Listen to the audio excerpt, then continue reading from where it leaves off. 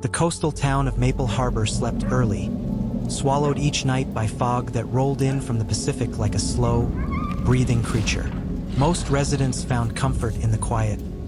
Taylor Wright did not. The 29-year-old digital artist had moved into the fourth-floor studio apartment believing the solitude would spark creativity. Instead, it brought something else, a presence she could never name.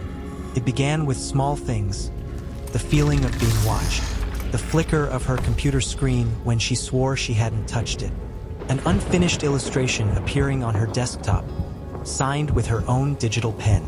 She laughed the first time. "I really need sleep," she told herself, but deep down, she knew she hadn't drawn it. The artwork was titled "He's Watching." 3 months before her murder, Taylor confided in her best friend, Lena Brooks, over a late-night call. "Someone keeps sending me images of my own art," Taylor whispered. "Edited, distorted, with someone in the background." "Someone?" Lena asked. "A figure." Paused. "I think he's getting closer." Lena urged her to call the police. Taylor refused. "It's probably just some creep online. I'll block him." She never did. On February 18th, her neighbors heard nothing unusual. No screams, no footsteps, only the wind pushing against the old brick building. Security footage later showed Taylor entering her studio at 9:46 p.m. She looked exhausted but calm, holding takeout and her laptop bag. Normal, routine. That would be the last time she was seen alive. The next morning, the building manager opened her door after Lena called in panic.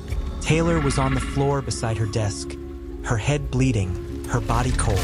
But what chilled investigators most was her laptop. It was open to that same unfinished illustration, the woman at the desk, the tall, faceless figure behind her. Only now, the figure's hand rested on the woman's shoulder. The timestamp showed the file had been updated at 1:43 a.m. But Taylor, according to the coroner, died around 1:10. Detective Daniel Frazier studied the scene. No forced entry, no fingerprints except Taylor's, nothing stolen, and the door was locked from the inside. Then a second anomaly surfaced. The building's digital entry records had been wiped between midnight and 2 a.m., as though someone had electronically erased their presence. Taylor's mother insisted. She knew someone was coming for her. She told Lena days ago. The police found the messages. Anonymous, obsessive, each containing Taylor's artwork, edited to include the same faceless shadow. The last message, sent the night before she died, simply read, "Tonight." The real breakthrough came months later. A jogger discovered a mud-covered phone near the harbor. Taylor's. Inside was a final video recorded minutes before her death. Taylor whispered into the camera, her eyes wide with terror. "He's in the room." The phone shook as she turned it toward the wall. A shadow shifted across the plaster, slow and deliberate. But when the phone angled toward the bathroom mirror, there was no one behind her. Only Taylor, and the reflection of her own fear. The investigation centered on Jasper Cole, a quiet neighbor living one floor below Taylor, a former visual effects technician, socially withdrawn, known for keeping his blinds closed at all hours. His building access times didn't match. His alibi barely held. His purchase of a portable Wi-Fi hotspot matched the signal used to wipe the entry logs. But there was never enough physical evidence to charge him. Jasper simply smiled during questioning and said, "You're looking in the wrong place.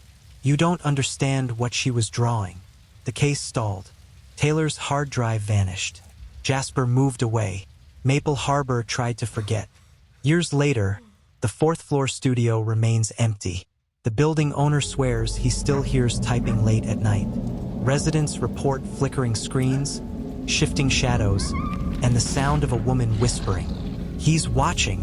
To this day, Taylor Wright's murder remains unsolved. Some say the killer escaped justice. Others believe something far more unsettling, that the figure in her artwork wasn't added by a stalker at all. Taylor had been drawing what she saw, what she knew was coming, what was standing behind her the night she died. And maybe, just maybe, what still lingers in room for B, waiting for someone else to notice.